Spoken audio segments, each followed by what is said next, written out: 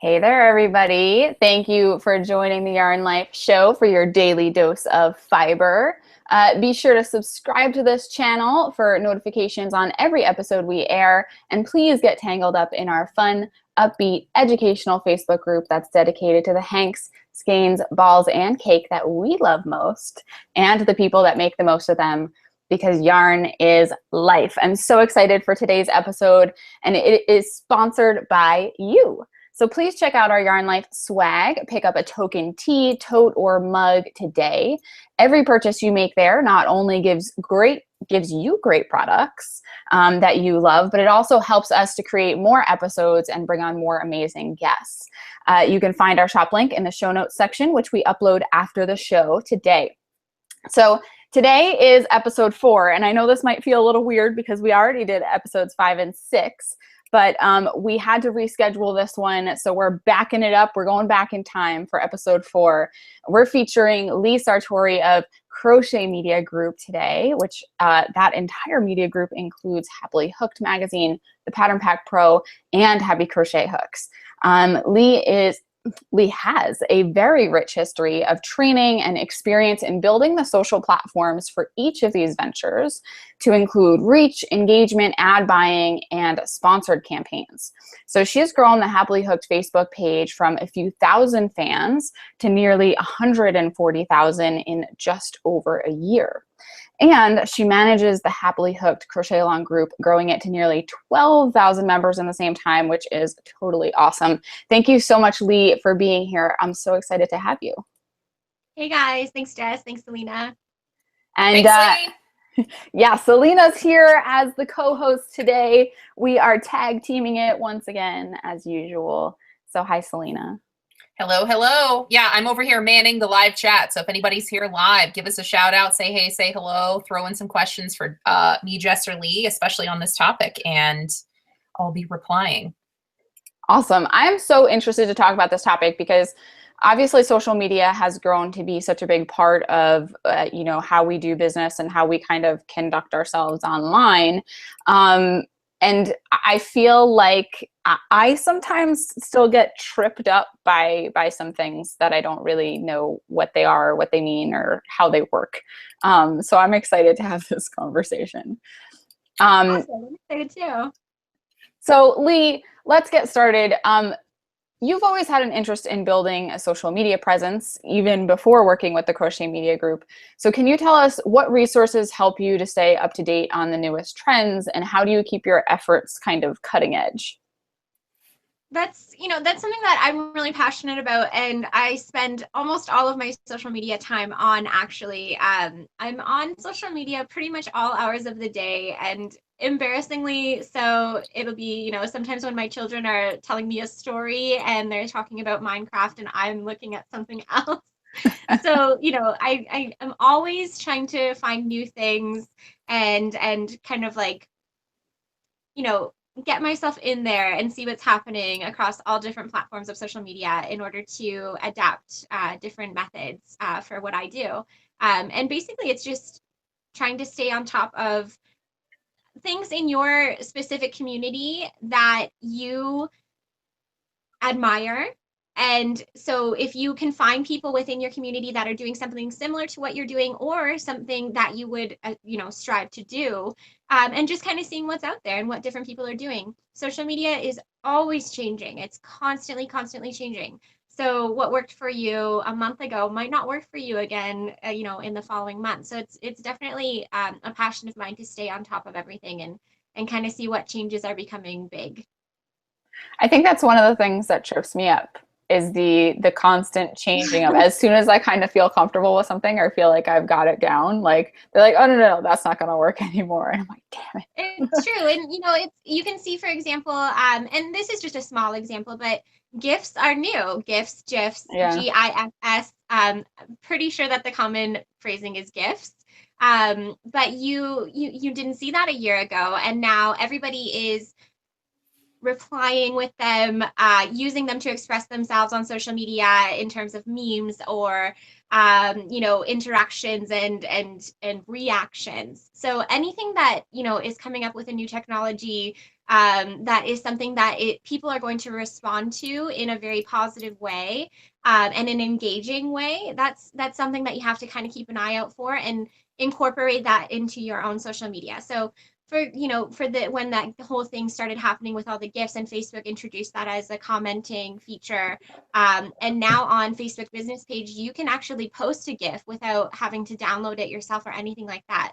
Facebook is allowing you to use that interaction because they know that it's a worthwhile way to interact with people. They just like to be able to click, ha ha ha, that's really funny, So it's one of those things where you just have to stay on top of what's going on, and use the things that social media is offering you in order to stay on top of your fan base and interact with people on a community level. Awesome. I think that's great. So I'm curious, You're like, is how you find out about these things, like how you kind of find yourself seeing what's new and interacting with what's new. Do you think it's just because you spend so much time on social media, or is there anywhere in particular that you go to kind of look for advice or information? I like to follow people and pages and social media platforms that are creating new ways of interacting with other people. So it might not necessarily be within your the crochet community necessarily. Maybe it's a fandom, like maybe a Harry Potter fandom or a gardening fandom or something like that. That if you explore different options of social media and kind of stay on top of what other people are doing, and just kind of just explore the whole thing, explore hashtags, explore different people, explore groups, don't be afraid to interact with other people and see what they're doing, and not to steal people's ideas, but just to see how things are working and incorporate them in your own way. That's what I really like to do. So basically keep your eyes wide open. Yeah, for a wide range of different things. Sometimes something will come up on a Facebook feed. Watch what your friends and family are sharing. Like your friend Bob could be really into motorcycles, and he shares something, but he felt that whatever he was sharing was important to him in order to share it with his whole Facebook feed, right? So if you're going through your Facebook timeline, not as a business, but just as Jess, or just as Selena, or just as Lee, and you're seeing that Sean really likes, video games, and he's sharing this really funny thing, but they're using a different method. They're using maybe a video or clip art or a slideshow, different things like that. And that person on your timeline felt the need to click the share button. They did that for a reason, right? So that's a really good indicator of what's trendy right now, what's something that you could use for your own social media, and just try to think outside the box. That's what I like. I like to just kind of see what other people are sharing and why they thought that was worthwhile to share. And I try to offer that to my community in a different way. I love that, because I think that's a great principle to work off of. It's very simple, and it doesn't point to a specific technology. It's just like, hey, if you think this way, and if you keep your eyes open, you have the opportunity to use what you see in an interesting way.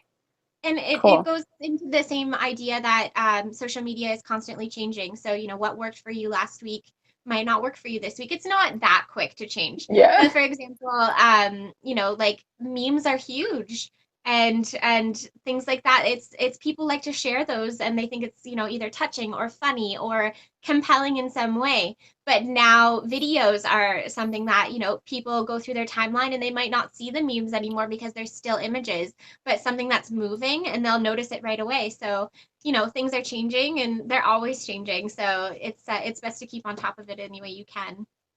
Awesome. Well, I think that's a really great explanation, in-depth explanation of that question. So next, your roles at Crochet Media Group have kind of evolved over the years since you've joined. So what specific roles have you had that directly grew the social media presence for each platform?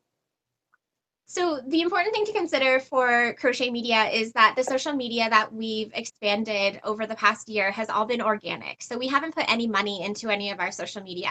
And that's a really great thing to keep in mind, because the goal is obtainable, and you don't have to spend a lot of money in order to obtain it. So the things that I started out doing for Crochet Media Group was just maintaining their social media, posting their content, and Happily Hooked magazine obviously we have a magazine issue with all kinds of patterns inside, and we want to share those with other people. But the important thing to note when you're creating a community and creating a crochet a social media presence is that constantly offering your own content isn't enough. You have to be dynamic and offer more than just your course, your pattern, your magazine issue, your patterns in the magazine issue. You have to be able to interact with people on a wider level and offer them things that are important to them too, and kind of connect with them on a more social way, as if you were talking to a friend. So if I sat down for coffee with Jess, I wouldn't just be like, I have a pattern, I have a new job, I have, this is what my kid's doing. I want to hear what you're doing, right? I want to hear what Jess is going on, like what you're doing, what you have going on, what you're taking in school, share a joke with you, share a really funny story with you. And it doesn't necessarily have to do with anything that I'm doing right now, but it's in the conversation, it's in the realm of the conversation. So try to run your social media as if you were somebody's friend, and that's what I like to do. The whole audience is my one friend, and I am talking directly to them. I love that. I think that's probably like the best tip, because I feel like a lot of people get intimidated by social media because they can't. I mean, yes, you can see and interact with the people on the other side, but you don't know them as well as you do know your friends. And I think that's why I would add, and I was going to ask you about this, that it's very important to really kind of try and get to know your audience a little better. Yeah. To understand what they like. Don't leave the conversation one-sided. It has to be an open-ended conversation. Yeah, because I think that's great. And I think that people are going to stop listening to you. Yes. I think that simplifies it though, because it makes it more human. It makes it more natural, because having a conversation for most of us is very natural. And it's like, hey, what are you doing? Hey, here's what I'm doing. And it's a very good like back and forth exchange kind of thing. So I think thinking of it in that way might help some people kind of get over a little bit of that hump. Yeah. Awesome. It doesn't always have to be all business all the time. Yes, that's a good one. That's a good one too. Because I think what you were saying about the memes and about things that are shareable, I think it's nice to pepper in things, again, other than just your stuff, so that people don't get bored, so that people don't feel like they're being sold to all the time. That's important. So awesome. All right. So in your opinion, which social media platforms are best for the yarn industry, whether we're talking about hobbyists or professionals? And what are some tips to successfully utilize the platforms that you enjoy most to build a strong presence? So I have pretty strong feelings about that. And I feel like it has a lot to do with what you are specifically offering. So I find that the different social media platforms are very useful for very different things. If you have a Facebook business page, that's almost like a cover letter on a resume. It's going to tell everybody where to find you, all of your information, and they automatically know when they see a Facebook business page, they know that that page exists in order to sell them something. So they might be less compelled to interact with a Facebook business page unless you try to create like a dynamic in it where you're offering more than just your own product or own agenda. And so with Happily Hooked magazine, we had to build it from last year up until this year into more of a community-based platform rather than a product-based platform. And I've worked really hard to do that organically on a Happily Hooked Facebook page by going live and doing different giveaways and offering the memes and the jokes and the inspirational quotes and everything like that. Like all of those things, we're trying to turn that business page mindset into a community mindset. But that is because specifically Happily Hooked magazine in specific, like just specifically that avenue of selling doesn't have a very like wide community page. So if you are able to open a Facebook group and use that to build your community. So you have your cover letter with your Facebook business page, you're sending them to your community page. That is the best way in order to create that kind of community feeling and allow people to interact with your brand a little bit more. People are less likely to react and interact to a business page, and they're more likely to react and interact in a Facebook group. And it's just because the setting is a little bit different. The Facebook groups are not automatically linked with selling. They're linked with more community interaction and asking questions and getting answers and sharing cool things. So if you can create a Facebook community and build it up, that's great. And that's, 100% definitely you try that if you can.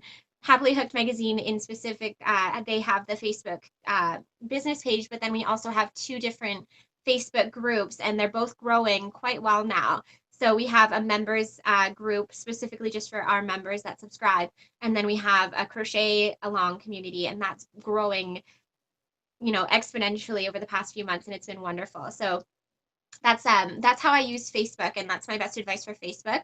The other 2 platforms that I find are really, really beneficial to the crochet community or the yarn community in general is if you have an Instagram account and you use your Instagram in order to, Instagram is not so much of a business platform as it is an artistry platform. So you are basically putting yourself out there for respect. So if you have an Instagram account and you are looking to build a wide audience, you have to put forth your best images, your best effort. Write all of your Instagram posts like a real person, and be somebody that would elicit respect from other people, and that's how you get followers. So if you are just posting as a business, Instagram is not the place to do that. People are just going to pass you by.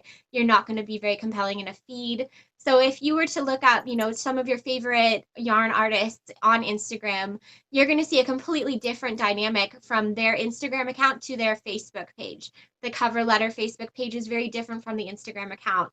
You're going to see their best work. You're going to see their most compelling images. You're going to see their most compelling interactions and responses to people. And that's how artists interact on the Instagram platform itself. The last one that I really enjoy is Pinterest, obviously because Pinterest is the absolute best place to get links out there. So if you're looking to sell patterns, if you're looking to send people to a blog, if you're looking to send people to a certain website outside of Facebook and outside of Instagram, then you need to have a Pinterest account and put forth your best images, and link everything so that people will click your Pinterest image and it'll link to an outside source. So if you're somebody that is a blogger, if you're somebody that is on Ravelry and you're selling patterns, you need a Pinterest account in order to send traffic to those different outside sources. It's not to send traffic to Facebook. It's not to send traffic to Instagram. It's to send traffic to outside sources.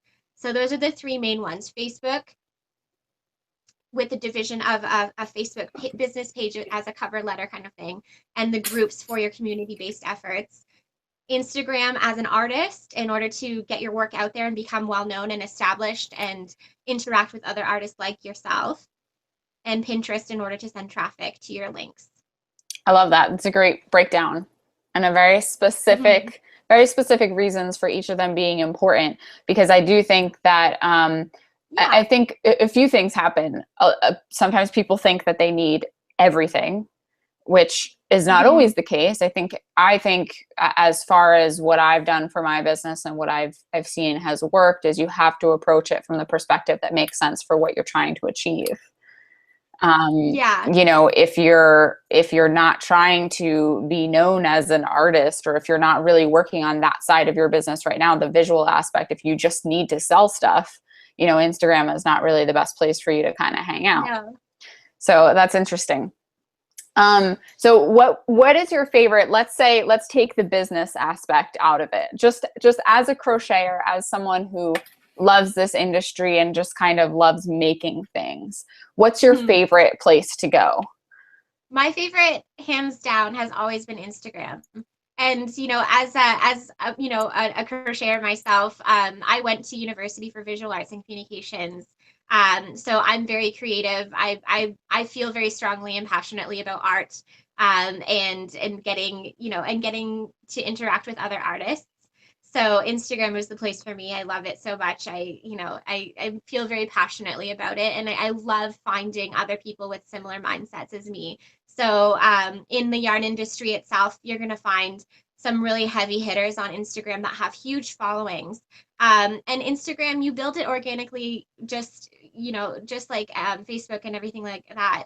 And actually, it's harder to build Instagram with money. That's not something that money can buy very easily. So Instagram, if you find a crocheter or a knitter or a yarn artist that has a big following on Instagram, they worked hard for it, and they're compelling, and they elicit a lot of respect in the industry, and they've worked hard to get that. So I find it fascinating. I find it really fascinating to see what they're putting out there. I love to follow all kinds of different artists in the crochet community specifically, and to see what they're doing, and to see, what designs are coming out. Everybody's always coming up with great ideas, and they're fresh, and basically I feel like Instagram is just a melting pot for creativity. I love it so much. That's awesome. Instagram is actually my favorite too. So I'm curious, Selena, I think I know the answer, but let us know, what is your favorite social media platform? If we take the business aspect out of things, which one do you find yourself spending the most time on and enjoying the most? I spend my most time in groups, actually, in Facebook groups. And I almost want to cop out and say I have an equal love for Facebook and Pinterest, but really, time and time again, I'm drawn to the groups. I'm drawn to the interaction. I love interaction. And for me, I really get that satisfaction from being in my groups. Awesome. Well, 10 points for Jess because she knew that. So I think that's all the questions we had for you, Lee. Selena, do we have any questions or points or anything from the chat? Actually, from the chat, we're just getting comments like Lee's answering questions before I even ask them. So I just, and this is what I love so dearly about you, Lee, is that you understand this to such a degree that just your basic kind of explanation on these topics are things that we wouldn't even think to ask, or they answer so thoroughly that it's very empowering, for anybody interested in building a social media empire. So it's funny that you say that. I went to university for visual arts and communications. So, this is kind of, I've found myself in the perfect job for it. So I feel very passionately about it, and I love to answer everybody's questions. That's great. I just wanted to follow up, if you don't mind. You said some very specific things that are very near and dear to my heart. And I think that it's not very common, and I just wanted to point it out. You said things like you've had this success organically, which you have. You're not paying for likes, you're not paying for traffic and things like that. And that's very true. I've been with you since the beginning at Crochet Media. And I think that you care very deeply about being genuine and having friendships and having a genuine community. And you can't fake that. And a lot of people try to do that. They try to manipulate people into certain behaviors. And you don't do that. And I think that is why you've had so much success. That's why you can be so cutting edge. That's why you're a trendsetter, is because you really genuinely care about these things. Well, it's, and you might find that people that are disingenuous maybe don't believe in their product as much, or believe in what they're doing as much. But as, somebody that works for Happily Hooked magazine, I love Happily Hooked magazine. Like, this is my dream job, guys. And I'm pretty sure that I've said it to both of you several times. Like, I wake up so excited to be able to work for Happily Hooked magazine, and, to run this social media and to be the assistant editor. I went to university for 4 years in order to get a job like this. And it's just, I'm over the moon. I get to play with yarn all day. I crochet. I get to talk to other crocheters. And to be able to tell people about the product that we're offering. The magazine is gorgeous, and we work so hard at it. And, Selena, you've had patterns in the magazine. How could we not be excited to offer that to other crocheters, right? So that's right. I think it's easy for me because I 100% back what we're putting out there. And I sleep very well at night knowing, our price points are on point with everything. Our product is on point. It's a great magazine, and we're just thrilled to be able to offer it to people. It shows. It shows. I do have one question real quick. Jackie asks, when will the Snowflake blanket be available for individual purchase? That's a great question. The October issue is when the Ice Crystals blanket is coming out. So it'll be available for, it'll be in Happily Hooked magazine contract for 3 months. So October, November, and December. So January is when it will be free for purchase. But I do recommend, if you are thinking of doing the Ice Crystals blanket, the magazine is a digital subscription, and it's only $4.97 for a whole month. So if you're thinking of purchasing the Ice Crystals blanket, you might as well get the whole magazine anyway, because it's only like an extra $1. So if you're thinking of making it, maybe in October, think about subscribing to Happily Hooked, because that blanket is incredible. I'm almost done. And the magazine itself, there's going to be so much more in it besides that one blanket. So I'm excited for everybody. I love that. I'm a big blanket fan.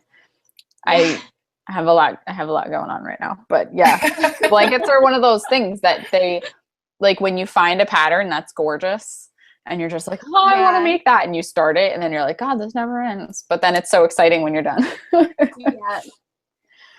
And, blankets tend to stay around forever. As crocheters and knitters, I'm sure everybody knows, like, if your grandmother made you a blanket, it's probably still around.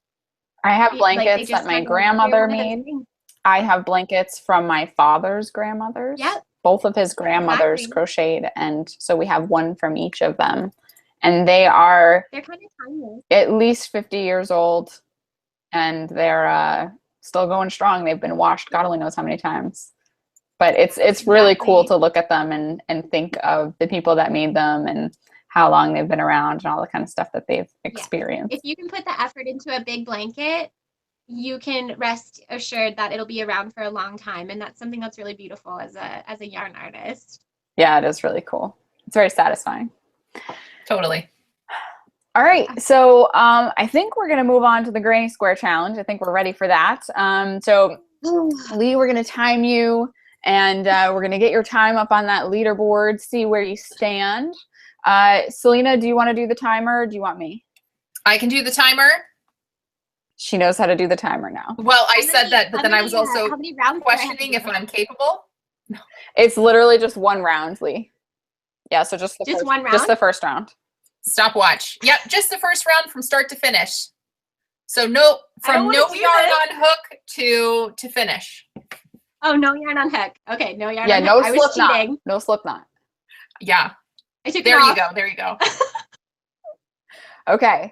Are you ready? And just make sure you say done when you're done, and then I'll hit stop. All right, Selena, count her in. All right. 5, 4, 3, 2, crochet.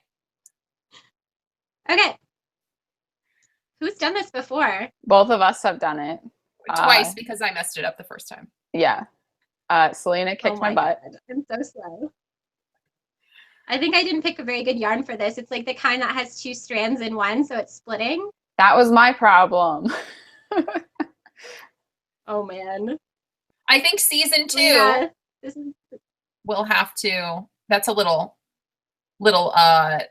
tidbit, drop season 2. I think we'll have to fine tune this a little bit. I think we should do how fast can you cast on 20 stitches?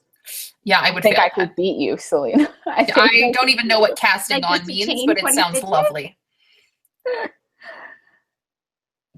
Okay, I am done. 51.29. Wow. I'm impressed. Awesome. I love all the colors you have going on, Lee, by the way. I love your lipstick and your nails. It's a knit picks yarn. Oh, I love the yarn with you, though. Like, it's just a whole thing. I love the whole package. Can you take a picture of that so we can add it to our Hall of Fame in our Facebook group with your time? Sure, well, no problem. Yay. Awesome. Well, awesome job, Lee. Thank you so much for coming on to chat today. I think we had a really good discussion about quite a few different aspects of social media, so thank you. You're welcome. Thanks for having me. Anytime that you guys need me, I'll be here for you. Yay. Awesome. We love you, Lee. Love you guys too. All right, so what's next? So please join us on Facebook to vote for our next feature episode. We have a poll available for boats. You can't put boats in our poll. You could put votes in our poll for votes. And we open that poll every week so that we can make sure that we're giving you guys what you want to see. So find our Facebook group link in the show notes today that we upload after the episode airs. All right, so remember, today's episode is sponsored in part by you. Please check our Yarn Life swag out and pick up a token tea, tote, or mug today. Every purchase you make there helps us to create more great content, more episodes, and bring on even more amazing guests. So find our shop link in the show notes section today. Thank you for joining this episode in the Yarn Life Show for your daily dose of fiber. We'll see you all next Friday. Well, we'll actually see you. Today's Thursday. So we'll see you tomorrow. That's right. That's only because this was works. a reschedule. It was my fault. This is a reschedule. Yeah. You guys so get 2 and 1. Bonus 2 this week. We will see you all tomorrow. Thank you, guys. Thank you, Selena. Peace. Thanks, Lee. Thanks, Jess. Always a pleasure. Bye, guys.